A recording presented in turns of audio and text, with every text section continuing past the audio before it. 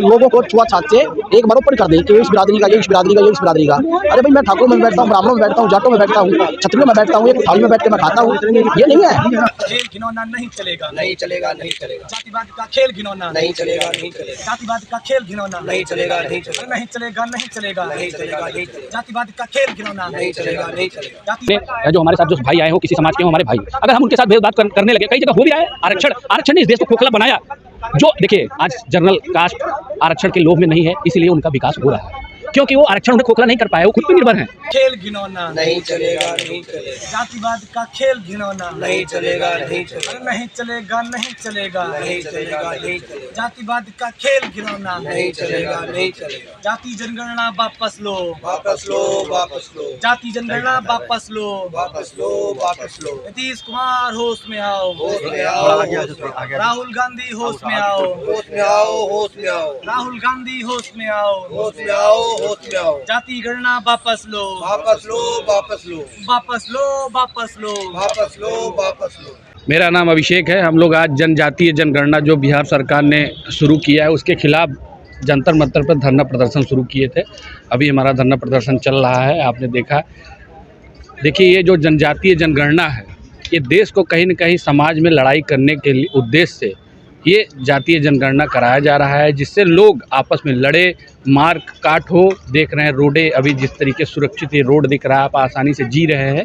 ये कहीं न कहीं भारत के माहौल को ख़राब करने की साजिश की जा रही है विपक्ष के द्वारा, और इसलिए इस मुद्दे को आज आग लगाया जा रहा है कि ये मुद्दा भड़के और देश का जो माहौल है वो ख़राब हो, और इस पे हम अपनी राजनीतिक रोटी सेके।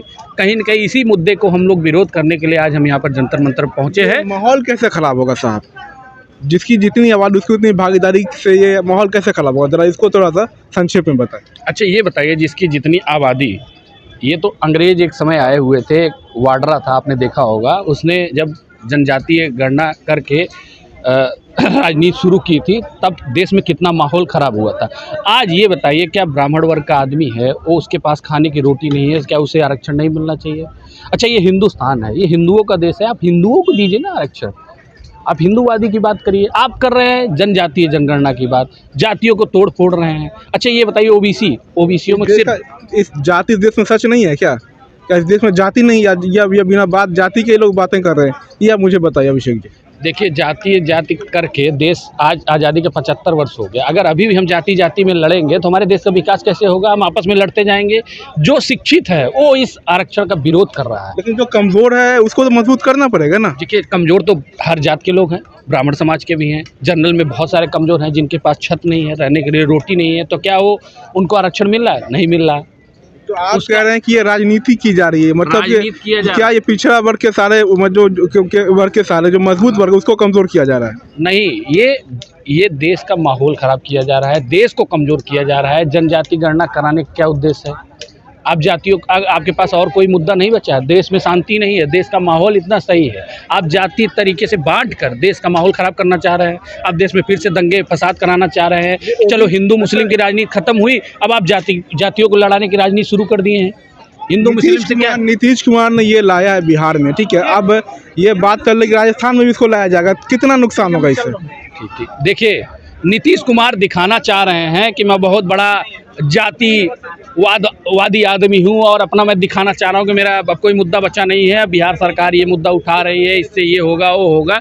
ये बताइए, उन्होंने अब हर साल तो खुद ही मुख्यमंत्री बनते जा रहे हैं, जब देखो तब। आज वो सक्षम है, आज उनको आरक्षण की क्या ज़रूरत है? क्यों अपनी राजनीति सेक रहे हैं? किसी ऐसे समाज के लोगों को लाके मुख्यमंत्री बनाए तो मैं जानूं।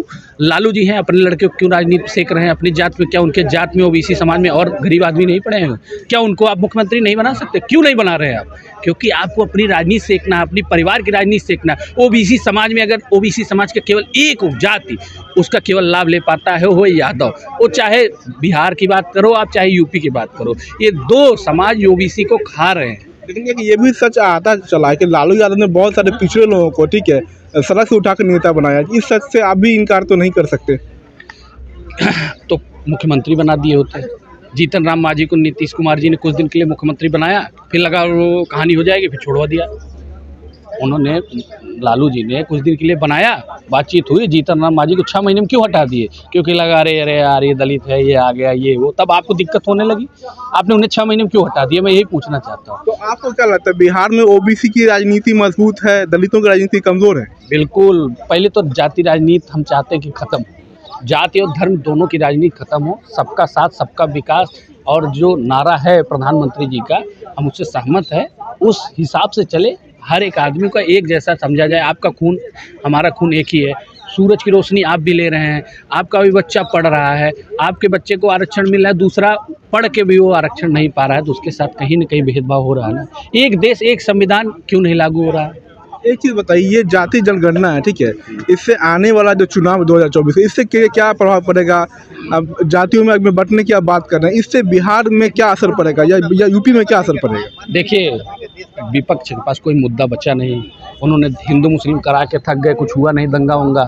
अब इनको लगा कि यार ये जाति वाला मुद्दा करके अपनी जातियों को वोट लेके अपनी राजनीति चमका के नेता बन जाया जाएगा, हर एक जाति के एक नेता बना के देश में माहौल ख़राब किया जाएगा और इसी पर राजनीति करके 2024 का चुनाव जीता जाएगा। तो ये उनकी गलतफहमी है। देश का युवा पढ़ा लिखा है, देश का युवा इसका विरोध करता है, मैं स्वयं इसका विरोध कर रहा हूँ, और अभी पार्लियामेंट खुलेगा तो फिर मैं इसके विरोध करूँगा, और इसकी आग को हम पार्लियामेंट के तक लेके जाएंगे अंदर। कई ऐसे नेता हैं जो बोल रहे हैं आप लोगों ने सही मुद्दा पकड़ा है, देश ये जातिवाद खत्म होना चाहिए, क्योंकि देश का आज़ाद हुए 75 वर्ष से ज़्यादा हो गया है। अब देश को जात पात की राजनीति से उभरना चाहिए। जहाँ देश में G20 हो रहा है, P40 होने वाला है, आपको पता होगा P40 का तैयारी चल रही है, वहाँ देश का माहौल और ये सड़कें जो शांति बहाल सड़कें दिख रही है, इस पे खून की होली खेली जाएगी। एक सच आज भी इस देश में है कि कोई अगर पिछड़ी जाति का देश के अलग हिस्सों में खबरें आती हैं, वो शादी करने जा रहा है भैया, तो वो घोड़ी पर नहीं चढ़ेगा, वो जाता है सेहरा पहन के, तो उसको हेलमेट लगा के जाना होगा।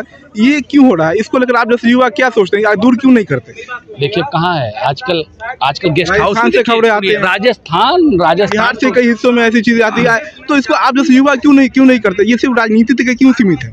देखिए, ये राजनीतिक शिकार ये सब बने हुए हैं। राजस्थान में एक ऐसी सरकार है जो आए दिन बलात्कार से लेके सबसे ज़्यादा संख्याओं में वहाँ बलात्कार होता है, आप देखे होंगे, वो आज भी नहीं उठ पाए हैं। राजस्थान नहीं होता है सर, सबसे ज़्यादा संख्या राजस्थान की है। अभी आपने RTI मांगा होगा तो देखा होगा, राजस्थान की संख्या सबसे ज़्यादा है बलात्कार के मामले में। एक RTI मांगी, अभी मैंने एक RTI मांगा था, उसमें सबसे ज़्यादा किसी राज्यों में है तो राजस्थान में हो रहा है। और एक आपने वीडियो देखा होगा, एक पार्लियामेंट मेंबर ऑफ पार्लियामेंट थे, उनका नाम मैं नहीं लूँगा, उन्होंने लोकसभा में बोला था अरे राजस्थान मर्दों का शहर है, याद है आपको?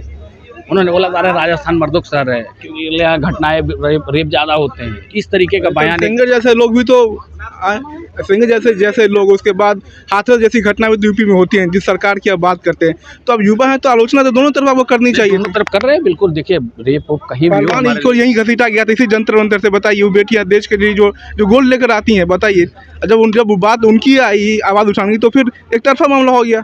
नहीं, उस पर भी बहुत सारे लोग समर्थन में आए थे, उस पर जांच भी हो रही है, उस पर कानूनी कार्रवाई हो रही है, तो उसमें हम क्या कर सकते हैं? इस पर भी जांच हो कि जनजाति जनगणना कराने का क्या उद्देश्य है?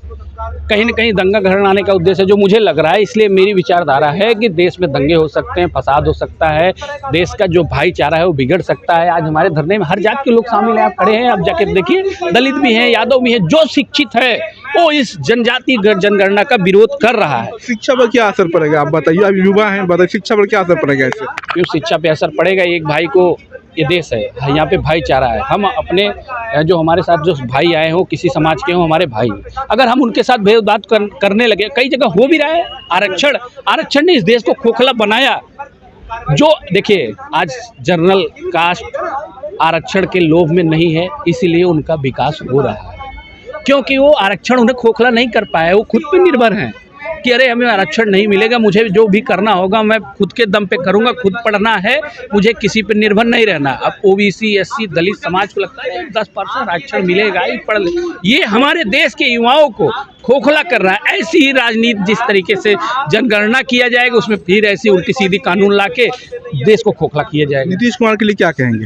नीतीश जी से मैं यही कहना चाहूँगा कि जनता को, बिहार की जनता को मत बरगलाइए, देश का माहौल और बिहार का माहौल मत खराब करिए। करना है तो आप जो आर्थिक आधार पर वंचित हैं, पिछड़े हैं, जो पावदान में खड़े अंतिम व्यक्ति है, वो किसी भी जात का है, अगर उसको ज़रूरत है तो उसे आरक्षण मिले। इस मुद्दे को उठाइए, मैं आपके समर्थन करूंगा। लेकिन आप उस जनजाति जनगणना करके जातियों को लड़ाने की कोशिश करेंगे तो उसके खिलाफ मैं हूँ और आगे भी रहूँगा। देखिए, जिस तरह से जाति आरक्षण का और जाति जनगणना का मुद्दा उठा हुआ है, ये मैं मानता हूँ बिल्कुल गलत है सरेआम। क्योंकि न्यायपालिका के मुताबिक देश के संविधान में लिखा हुआ है, अगर इसके कोई भी कानून देश में बनते हैं, वो अप्लीमेंट जामा पढ़ाने के लिए हमारी देश की जो जनता है वो अपने नुमाइंदे लोकसभा पार्लियामेंट मेंबर चुनती है और राज्यसभा चुनते हैं। तो वो जो अप्लीमेंट पढ़ाने का जो मुद्दा होता है वो देश की संसद में होता है। अगर कहीं किसी स्टेट में इस तरह का ढोंग ड्रामा किया जाएगा तो वह मानसिक रूप से उस सरकारों की कमियां हैं, वो ये कमियां हैं, किसी का ना चाहे भी शोषण हो सकता है। क्योंकि आज देश में बराबरी की बात है, देश में आगे बढ़ने की बात है।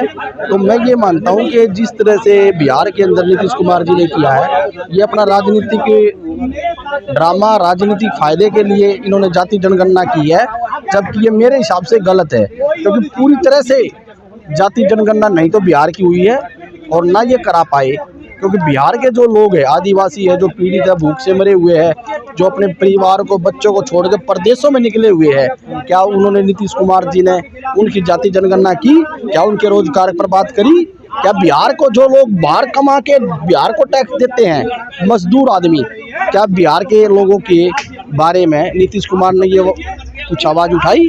मैं नीतीश कुमार का ये कहना है कि इससे जो पिछड़ी जातियां मजबूत होगी, उनको उनका अधिकार मिलेगा। तो इनको इससे दिक्कत वो लोग कर रहे हैं जिनको दिक्कत है पिछड़ों से। जब 15 साल से नीतीश कुमार जी सरकार चला रहे हैं, जब कास हो रहे थे, जब दे देते वो अधिकार तो देना था ना, जनगणना तो पहले भी कर देते। लेकिन आज ये क्या ड्रामा किया कि लोगों को छुआछूत से एक बराबर कर दे कि ये इस बिरादरी का, ये इस बिरादरी का, ये इस बिरादरी का। अरे भाई, मैं ठाकुरों में बैठता हूँ, ब्राह्मणों में बैठता हूँ, जाटों में बैठता हूँ, क्षत्रियों में बैठता हूँ, एक थाली में बैठ के मैं खाता हूँ। ये नहीं है। अगर कोई मानसिक सोच से मुझे भी कोई गिरना की तरह देखा है तो फिर मैं ये स्वाभाविक मानता हूँ कि मेरे साथ गलत हुआ, ठीक हुआ। तो ये नेता जो लोग अपने फायदे के लिए गरीब लोगों को लड़ाने का काम करते हैं और देश को तोड़ने की बात करते हैं, प्रदेश में लोगों का एक वोट बैंक हथियाने का एक ड्रामा है। अच्छा, एक बात बताइए, जब आपको इतना ये गलत लग रहा है, ये जो अभी जो सरकार ने जो कदम उठाया है, तो आप लोग सड़कों पर क्यों नहीं उतरते? इसके खिलाफ क्यों नहीं विरोध करते? जंतर मंत्र पे आए हैं इस बारे में और जंतर मंत्र में ज्ञापन दिया। बिहार में क्यों नहीं सड़कों पर उतर रही बड़ी बड़ी पार्टी? हमने प्रधानमंत्री जी को ज्ञापन दिया है। अब आने वाला लोकसभा का जो बजट सेशन होगा तो हम फिर दोबारा से एक बार प्रधानमंत्री जी को अवगत कराएंगे।